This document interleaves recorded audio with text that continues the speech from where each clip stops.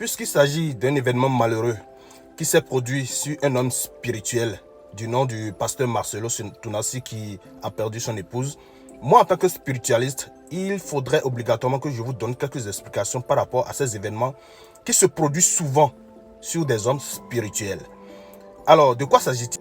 À la à chacun et à tous, j'espère que vous allez bien. Je m'appelle Kunogan Papa Drado Metoche, je suis d'Inter, vous montrons que les cas à la Même si nous n'avons pas les mêmes orientations religieuses, en tant qu'être humain, je présente déjà mes sincères condoléances à ce pasteur-là, parce qu'il est un être humain comme moi.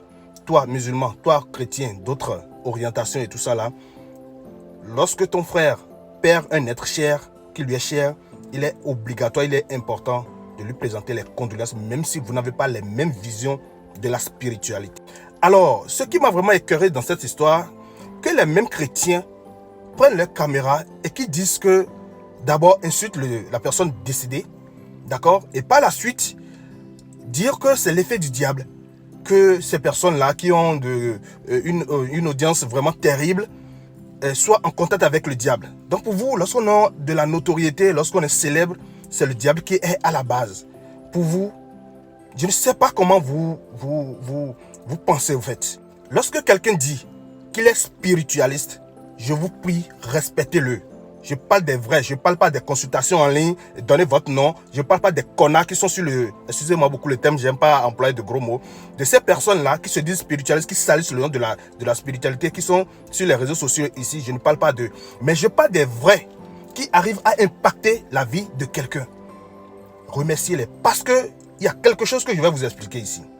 Lorsqu'un spiritualiste arrive à guérir quelqu'un, à guérir un grand nombre de personnes, moi-même qui suis ici, lorsque j'arrive à impacter, à résoudre le problème spirituellement, le problème spirituel de quelqu'un, mais écoutez, moi-même je ne me laisse pas.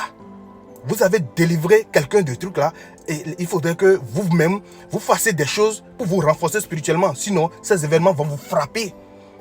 Vous fassiez aussi des cérémonies pour votre famille, pour vos proches, d'accord? Sinon, c'est grave, c'est grave. Lorsqu'on rentre dans le sacré des choses, dans la sacralité des choses, le pasteur Tounassi pouvait éviter la mort de son épouse.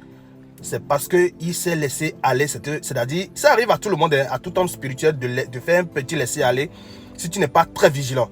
D'accord? Il pouvait éviter ça, pas en faisant des prières, mais il sait bien ce qu'il devrait faire pour récupérer l'âme de son épouse, mais c'était trop tard.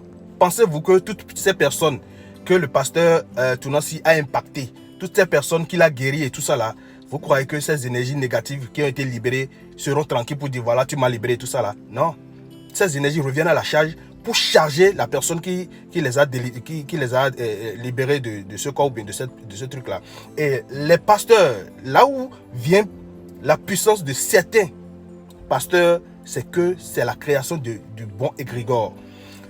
Ce qu'on appelle l'égrégore, c'est-à-dire, l'égrégore c'est quoi? C'est tout juste l'énergie que vous créez par votre foi. L'énergie que vous créez, la puissance que vous créez, l'esprit qui est venu recevoir, d'accord, recevoir vos supplications, et ça se nourrit de votre foi.